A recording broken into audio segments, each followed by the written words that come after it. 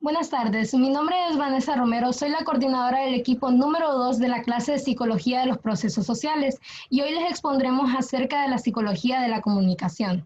Primeramente, ¿qué es la comunicación? La comunicación es la transmisión de señales mediante un código común al emisor y al receptor.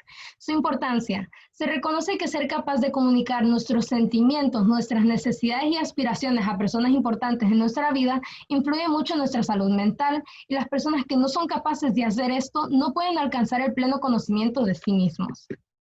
Dentro de la comunicación existe el efecto catártico, que es aquel que se produce cuando el individuo expresa sus sentimientos personales e íntimos. Y también existe la asertividad, que es una forma de transmitir nuestros sentimientos de una manera positiva e inocuamente. Según Pam Baker, los beneficios que la comunicación aporta a la salud mental son que si a la hora de acostarnos a dormir hablamos de nuestros problemas en una grabadora, lo que él llama eliminación, nos será más fácil conciliar el sueño. El hecho de hablar de sucesos traumáticos nunca antes mencionados disminuye la excitación y la presión arterial y asegura que la expresión plena de sí mismo beneficia a todos. De acuerdo con Csikszentmihalyi, la comunicación favorece la sensación de estar vivos y de bienestar. Se experimenta el flujo cuando estamos muy interesados y concentrados, cuando participamos al máximo. Dentro de la comunicación está la expresividad y la cultura. Se dice que los sureños son más cálidos y temperamentales que los norteños. Por lo tanto, Pam Baker, Rime y Blankenship realizaron una investigación a nivel mundial, recogiendo datos de 26 países para ver si este estereotipo era verídico. Se dice, según los datos recogidos, en países europeos y asiáticos, ese estereotipo sí existe, pero casi no existe en América, Australia, Nueva Zelanda y tampoco en naciones africanas. La comunicación en las relaciones es de suma importancia para que éstas se desarrollen y se sostengan. Finney, Noller y Ward efectuaron una serie de estudios y los resultados indicaron que las esposas son mejores comunicadoras no verbales que los maridos y que esto las entienden y envían y comprenden mejor esos mensajes en matrimonios bien ajustados. Los matrimonios necesitan crear condiciones agradables en su vida interpersonal, además de darle un giro positivo a las condiciones existentes.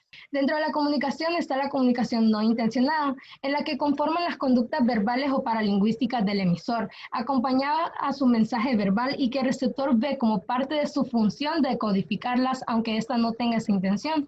Por lo tanto, recibimos respuestas como una sonrisa o que asientan con un gesto o con palabras, aunque estas no sean necesarias. Muchas gracias, los dejo con mi siguiente compañero. Buenas tardes, licenciado. Mi nombre es Mirna Dubón. Yo les voy a hablar un poco acerca de dos preguntas que los lectores e investigadores se hacen a menudo, son las siguientes. ¿Prestamos más atención a las conductas verbales o a las no verbales? ¿Cuál de estas conductas influyen más en nosotros? Según Mehrabian, influyen más lo que es los actos no verbales, porque el 93% de la comunicación de las emociones se realiza a través de canales no verbales. Y comunicación de la atracción, simpatía o del dominio. Bien, el ser humano realiza algunos patrones confusos de la comunicación. Ciertas conductas tienen varios significados y rara vez es explícito el significado que desea transmitirse con ellas. Podemos llamar a otras personas por su nombre de pila o apodo, si el hablante se siente familiarizado o cercano a ellas. El contacto físico es una conducta no verbal que contiene este tipo de ambigüedad. Tocar a alguien, como el hecho de usar su nombre de pila, puede indicar afecto o ternura, o que tenemos un estatus superior que aquel a quien tocamos. Henley sostiene que tocar a alguien o ser quien tiene la iniciativa es un signo de poder, comunicación de la intimidad excesiva o muy poca. Dos perspectivas de la comunicación se han centrado en el afecto o en la intimidad de las conductas comunicativas y han prescindido del estatus o de la función de poder.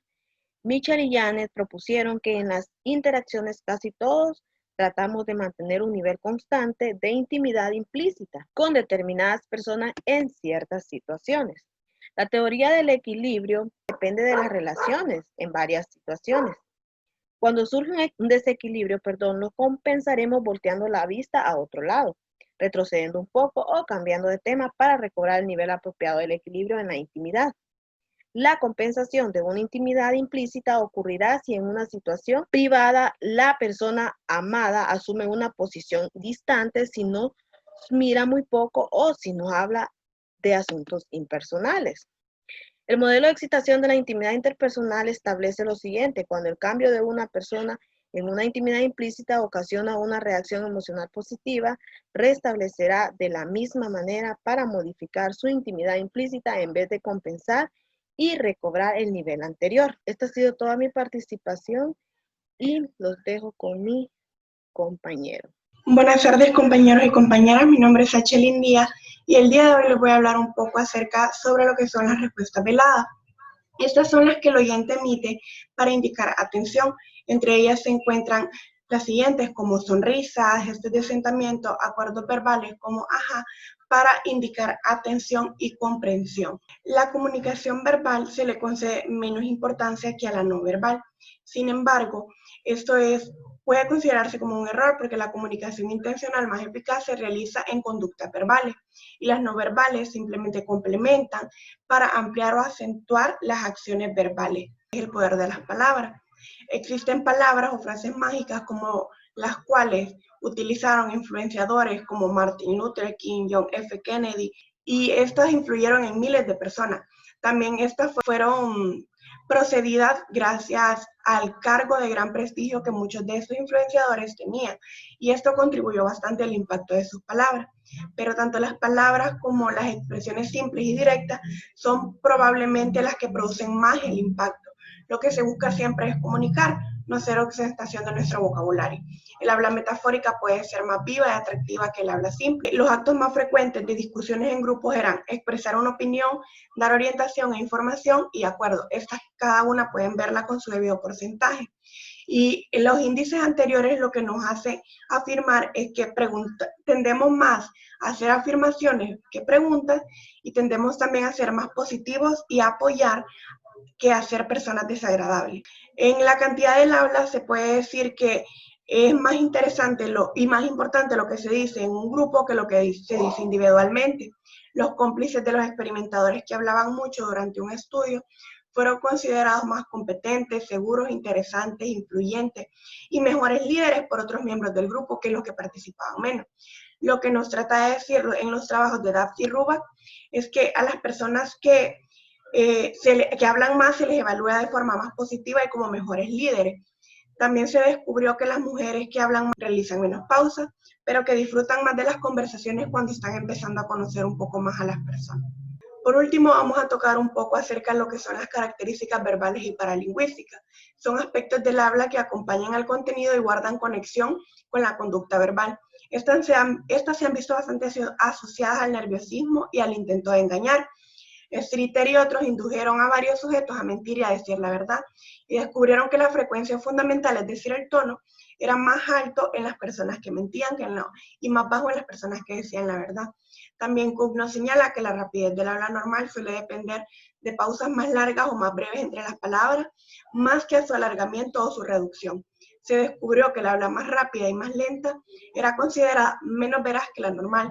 La más lenta y rápida era considerada menos persuasiva, fluida, empática y más nerviosa. Esto fue todo por mi exposición. Yo los dejo con mi compañera.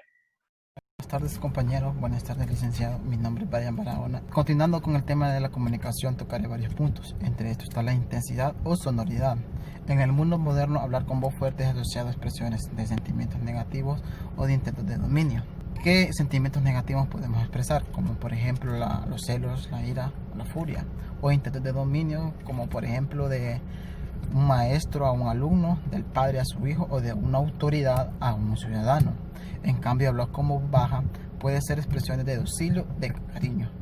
Constanzo y Markelton descubrieron que las voces que más se caracterizan por la intensidad eran asociadas al aire y el desprecio. Tocando otro punto tenemos la asertividad verbal. Es una medida de estructuras globales de los sonidos y patrones independientes del contenido verbal.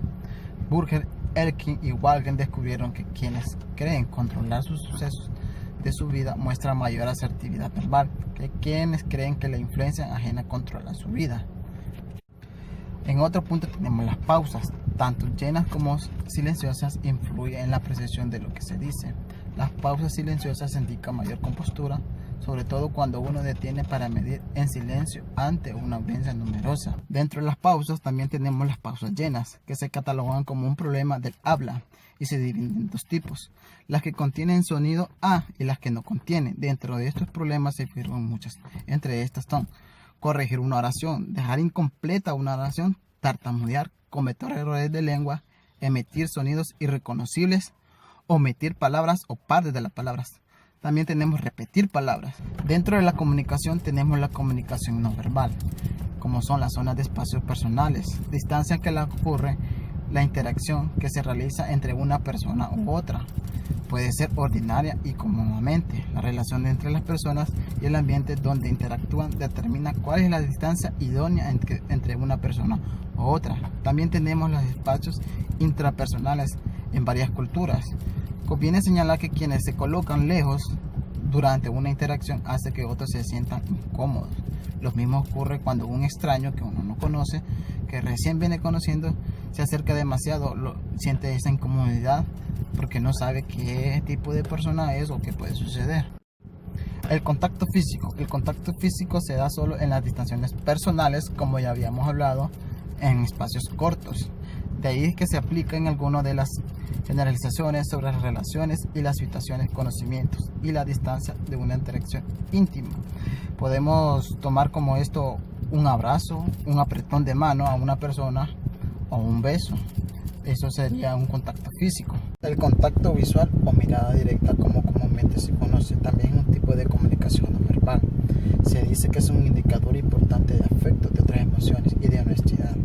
Una persona que no mira directamente a los ojos merece parte de nuestra confianza.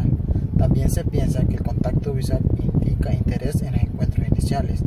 O sea, cuando una persona o nosotros mismos miramos directamente a los ojos, podemos dar una primera impresión, ya sea negativa o positiva, para poder expresar una relación ya sea amistosa. Bueno, compañeros y licenciados, esta es toda mi participación. Tengan muy buenas tardes. Hola, mi nombre es Helen Sofía Pérez y voy a seguir hablando de lo que es la psicología de la comunicación. En este caso me voy a hacer referencia a varios aspectos que se dan mientras se está realizando una comunicación o una interacción. El patrón de dominio visual en este caso es el tiempo que se ve a la otra persona mientras se está hablando o mientras se le está escuchando. Las expresiones faciales. En el rostro se pueden denotar muchos aspectos en un breve lapso. En este caso, Ekman y sus colegas identificaron 7 expresiones emocionales primarias del rostro que pueden ser expresadas y entendidas en todo el mundo. Entre estas están alegría, sorpresa, miedo, tristeza, enojo, rechazo, desprecio e interés. Las expresiones faciales, entre ellas el movimiento de ojos, son el canal no verbal más informativo de la comunicación. Muchas personas o psicólogos, investigadores, saben si una persona está diciendo la verdad o está mintiendo a través de su tono de voz. En este caso, si la persona está mintiendo, su tono es más agudo, hay más dudas, errores al hablar o respuestas más cortas. Las sonrisas. Las sonrisas se consideran un componente fundamental de la expresión facial, ya que estas han sido estudiadas como un medio con el que el oyente le comunica reacciones positivas al hablante. En este caso tenemos la sonrisa de Duchenne, que Ekman y sus colegas buscaban una sonrisa de placer o de verdadera felicidad. ¿Por qué se le llamó sonrisa de Duchenne? Se le llamó sonrisa de Duchenne en honor al investigador que a mediados de la primera década del siglo XIX fue quien descubrió este tipo de sonrisa. Los movimientos y las posturas corporales. Mehrabian observó que las posturas de relajación, como inclinar el cuerpo hacia atrás o hacia los lados, se les asociaba con un estatus más alto o un mayor dominio en la interacción. Por el contrario, a la postura erguida, simétrica y atenta se le asociaba con un estatus más bajo de interacción. Por último, tenemos el acicalamiento. Es una acción tendiente a mejorar el aspecto personal y se interpreta como una señal de disposición al cortejo o de interés. En este caso se realiza siempre que una persona que está cortejando a otra quiere enamorarla o una persona que quiere buscar trabajo y todos esos aspectos. Muchas gracias. Finalmente, podemos concluir que la comunicación es de total importancia, ya que es una forma en la que podemos expresar lo que sentimos, lo cual podemos hacer de una forma verbal y no verbal, mediante gestos u otros movimientos corporales. En la comunicación hay muchos factores importantes como las pausas, el género, la cultura, la asertividad, la simpatía y cada detalle y característica nuestra que expresamos al hablar. Muchas gracias por su atención. Esperamos y esta exposición haya sido de su agrado y entendimiento. Feliz día.